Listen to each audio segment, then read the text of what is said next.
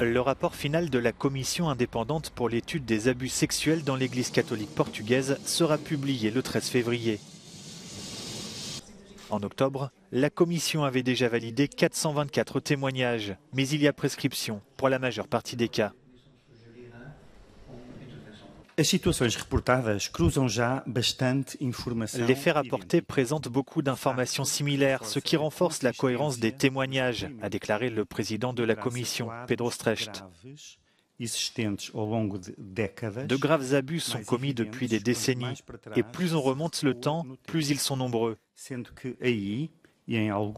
Dans certains endroits, il s'agit de quelque chose de permanent.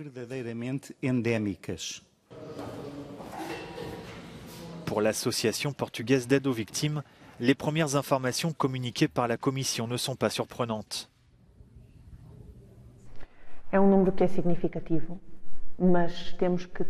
C'est un chiffre important, mais nous devons être conscients que ce chiffre n'est qu'une goutte d'eau, affirme Carla Ferreira, membre de l'association.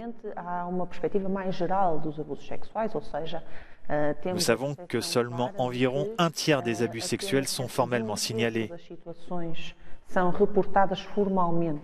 Si nous prenons l'exemple de ce qui se passe dans d'autres pays et si nous tenons compte des informations dont nous disposons, les chiffres devraient augmenter au cours des prochains mois, estime le psychologue Ricardo Barroso.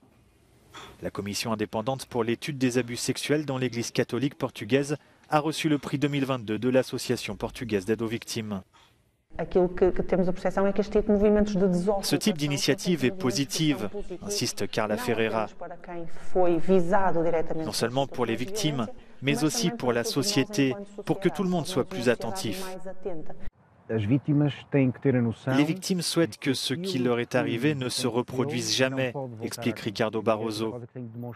Et l'Église catholique doit clairement démontrer que cela ne se reproduira pas et qu'elle mettra en pratique un ensemble d'actions concrètes, comme la dénonciation, la mise en place de psychothérapie pour les membres de l'Église, la reconnaissance de la responsabilité des agresseurs ou encore le soutien qu'elle peut apporter aux victimes potentielles dans le futur.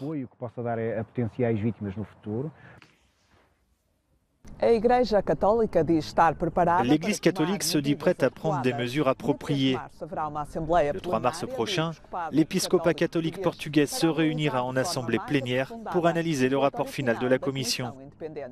Filipa Soares, Porto, Euronews.